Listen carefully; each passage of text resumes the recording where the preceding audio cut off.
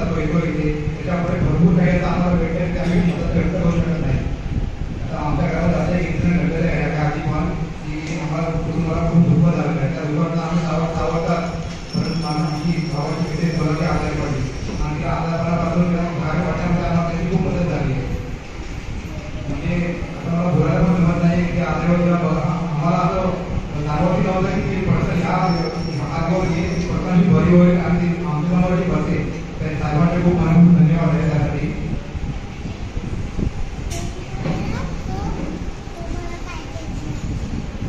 लक्ष्मी आजारी पडली तेव्हा तिला सर्वांबद्दल आम्ही ॲडमिट केलं होतं महाराजला. ते ॲक्च्युली ॲडमिट केल्याने डॉक्टरने बोलले की तिला म्हणजे 2 दिवसामध्ये रिकवर होईल खूप मुश्किल आहे. ह्या परिस्थितीमध्ये त्याला तिथून आम्ही घेऊन नांदतो पडायला सामान साहेबांच्या मदतीने आम्ही त्या नानावाडीला लागलो. नानावाडीमध्ये पण डॉक्टरने खूप प्रयत्न केले. डॉक्टर बोलले पण आम्हाला की खूप मुश्किल आहे कारण ते बेटे शुक्रवारी एकत्र झाले. ह्या परिस्थितीतून ती बाहेर आली आहे. स्वामींची कृपा आहे.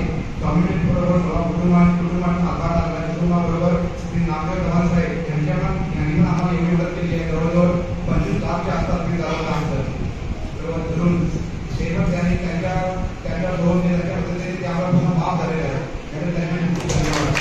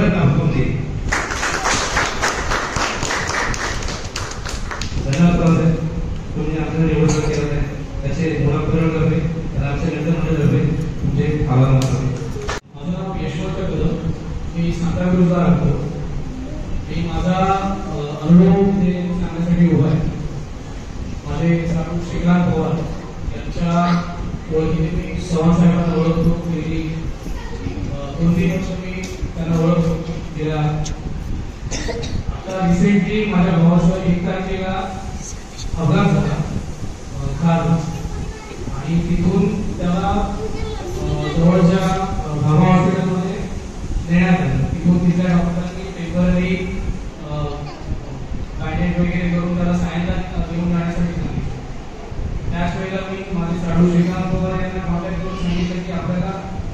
औषधी करून त्याचा जीव वाचवायचा, कारण त्याच्या डोक्याला मार लागलेला होता, नाकाला मार लागलेला होता आणि त्याची एक कॉलर पण फ्रॅक्चर झालेली. अशा कंडिशनमध्ये नानावटीमध्ये घेऊन गेल्यानंतर तिथलं सगळं श्रीकांत आणि साहेबांच्या ओळखीमध्ये ते पटकन काम झालं. त्यानंतर पण बेड अवेलेबल नसल्यामुळे मला त्याला मजबुरीमध्ये एका दिवसासाठी पुण्याला सिटी हॉस्पिटलमध्ये त्यावेळेला देखील साहेब मला सांगत होते की आपण नानावटी जर बेड अवेलेबल होत नसते तर आपण जसलोकला ट्राय करू, तिथे करू. पण ते मी स्वतः सांगायला तुला आपल्या बेडावर का, आणि साहेब मला आहेत. त्यामुळे मी पण म्हटलं की आपल्याकडून भरपूर काम आहे, आम्हाला जमणार नाही येणं जाणं वगैरे सर्व. तरी पण साहेब म्हणाले असं नको, आपण प्रयत्न करू, कारण आपल्याला जीव वाचवणं महत्वाचं आहे. साहेबांनी स्वतः 2-3 वेळा माझ्यासाठी त्या हॉस्पिटलमध्ये येऊन ती सर्व प्रोसेस पूर्ण करून त्याला आम्ही शिफ्ट केला तिथे. आज 17 दिवस झाले, आजही वायसीमध्ये. पण स्वामींच्या कृपेने आणि साहेबांच्या सहकार्यामुळे आज त्याचे प्राण वाचले. बिल सांगून तर भरपूर झालेलं आहे आतापर्यंत, पण मला एकही रुपया भरायची वेळ आली नाही. हे सगळं साहेबांना शक्य झालं. त्यामुळे मी स्वतः आणि आमचे कदम परिवारातर्फे पण त्यांचे खूप खूप आभार मानतो.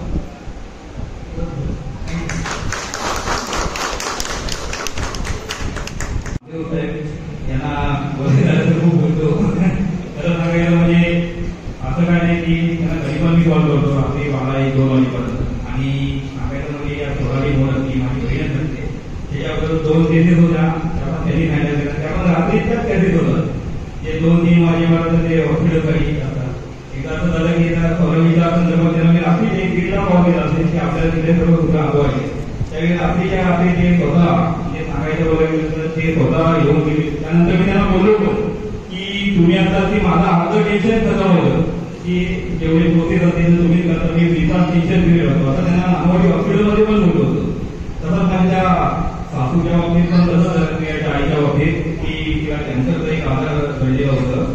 त्यावेळी पण त्यांनी खूप म्हणजे बोलतात ना, कॅन्सर म्हणजे एकदम घातक आजार असल्यामुळे तो जीवन गेला आजार होता.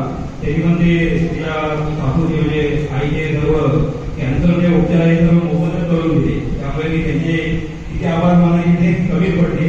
कारण मी साहेब म्हणून बोलतो, पण मित्रकार्यात किंवा गोष्टी करत मी त्यांच्यावर आता 10 वर्ष आहे, पण कधी असं भासून दिलं नाही की ते मी त्यांचा साहेबांनी असं की कधी म्हणजे फॅमिली सारखं माझ्यावर असतात आणि कधी पण आवाज येतात तेव्हा ते पण येतात आणि मी पण चालू त्यांच्यावरती एवढं बोलून 2 शब्द थांबवतो. आज या ठिकाणी आपण माननीय श्री नामदेव चव्हाण यांचे आभार व्यक्त करण्यासाठी आपले सर्व कुटुंबीय आणि आम्ही सर्व मित्र उपस्थित आहोत. आज या ठिकाणी आपण शिवशंकर शेंबो या देवळात आहोत. तुम्ही व्हॉट्सअपवर वाचलं की शिवशंकर शेंबो म्हणजे देव, आणि त्या देवाचं तुम्ही नामदेव चव्हाणांना दिलेलं आहे. ज्यावेळी आपण देवाची उपासना करतो आणि ते काम आपलं सार्थकी दाखवू, तेव्हा त्या ठिकाणी नामदेव चव्हाण साहेब धावतच जातात.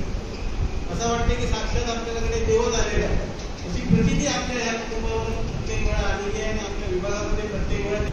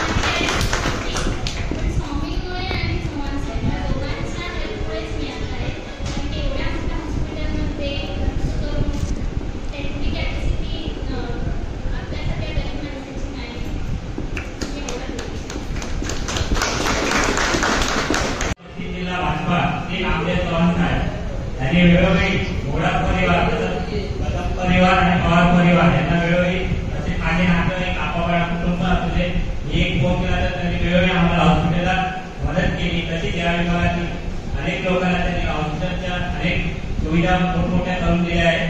तसेच त्यांचं राजकारण एक 20% राजकारण आहे आणि 80% समाजकारण आहे. तसेच आमचे कोकणचे लोकप्रिय खासदार नारायण राणे तसेच आमचे डॅशिंग आमदार युवा नेतृत्व नितेजी राणे साहेब निलेश राणे साहेब यांच्या सहकार्याने ते वेळोवेळी या विभागात आणि आमच्या परिवाराला योग्य ते मदत करतात. त्यामुळे आम्ही त्यांचे मनापासून आभार मानतो आणि माझे 2 शब्द संपवतो.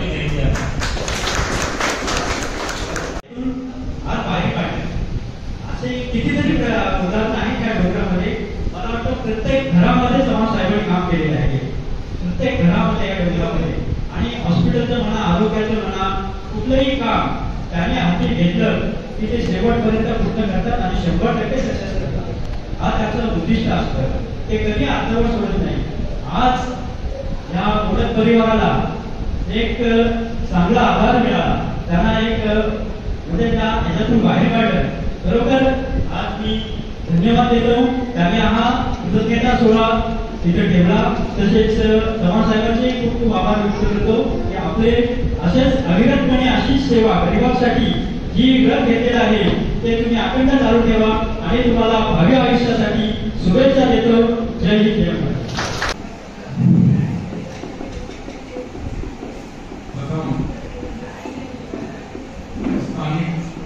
दैवत शंकर यांना वंदन करून की म्हणजे 2 शब्द भावना 2 शब्द व्यक्त करतो.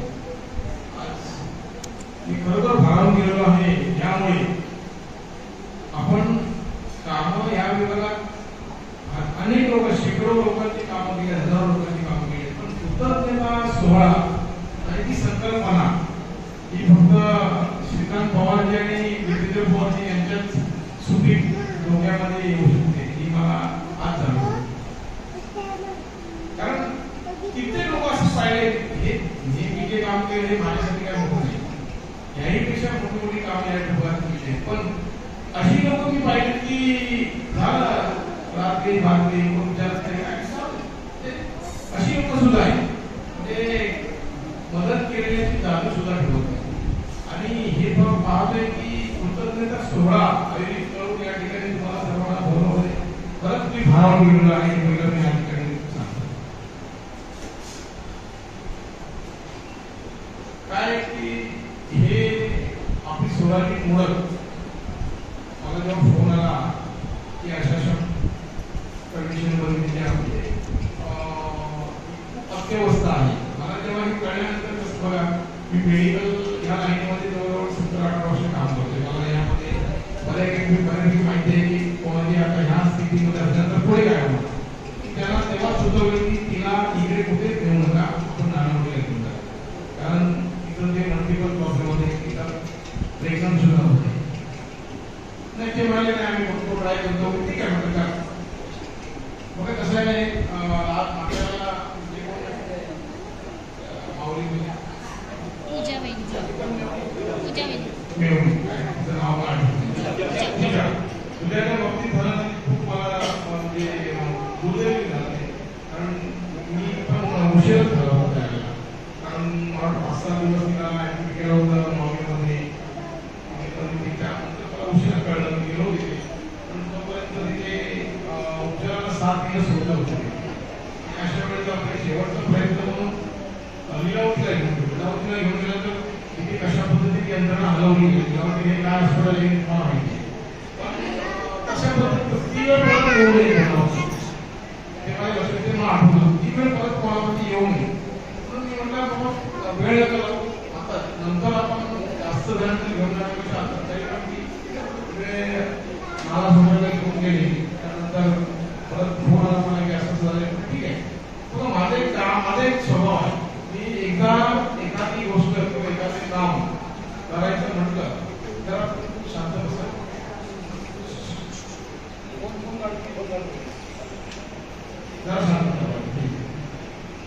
एखादं काम करायचं म्हटलं किंवा एखादं काम हातात घेतलं ते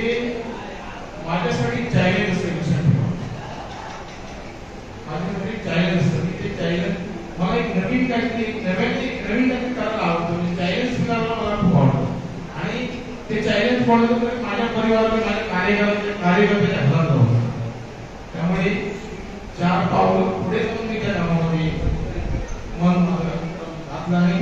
पण हे काही असतं तरी ते आपल्या घरात आहे. कारण श्रीकांत पवारजी आणि जितू कार्यकर्ते नसतात मी त्यांना घरातले एक सदस्य समजतो. कारण ते सुद्धा माझ्याबरोबर अशा पद्धतीने मित्र घरात सदस्य बघा. आणि माझे इतर जे काही कार्यकर्ते आहेत त्यांना सर्वांनी घरातले माझा परिवार समजतो, परिवाराचे सदस्य समजतो आणि सदैव त्यासाठी मी तत्पर असतो. जे काय माझ्याकडून होईल ते मी करतो. सगळ्यांचा अनुभव आहे आणि काम याहीपेक्षा पुढे यापुढे सुद्धा याहीपेक्षा पुढे करण्या कामं होतील आपल्याकडून. तुमची साथ हवी आहे. फक्त आपण कुठल्याही पदावरती नाही, वैधानिक पदावरती नाही, नगरसेवक नाही, आमदार नाही किंवा खासदार नाही, तरी सुद्धा किंवा कुठे मोठं पद नाही तरी सुद्धा आपण ही कामं करतोय. आणि ह्या अशा पद्धतीची मेडिकल साईडची कामं ते कुठल्याही आमदार निधी नाही किंवा कुठल्याही, आता तुम्हाला माहिती असेल रस्ते बनवणे, गटार लाद्या बांधणी लाईट हे सगळं आमदार कामं करतात, नगरसेवक काम करतात, खासदार कामं करतात. ते कोणाचं काम कोणाचं निर्माण करत असतात. लक्षात घ्या, ते तुमचा आमचा जो पैसा गेलेला असतो टॅक्स रुपी त्यातून तो आपल्या सरकारकडून आपल्यासाठी परत आपल्या मदतीला तो वापरतात. ते कुठल्या कोण विषयाने वापरतात. पण ही जी कामं आहे ही कामं आतापर्यंत ह्या विभागात कुणीही केलेली नाही ते आपण करतोय. त्याची साक्षीदार तुम्ही आहे. खरं कुठे आहे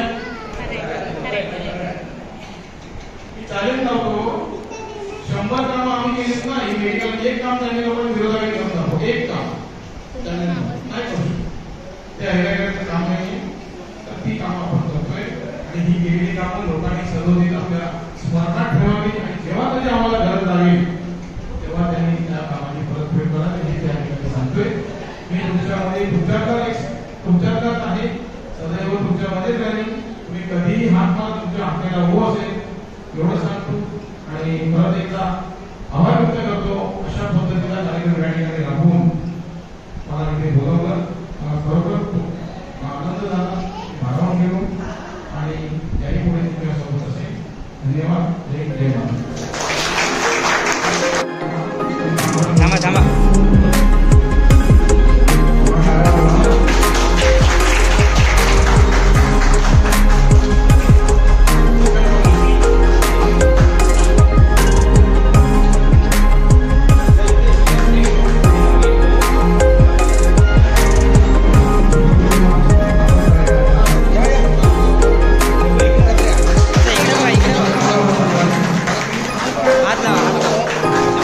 आणि इकडे बघ.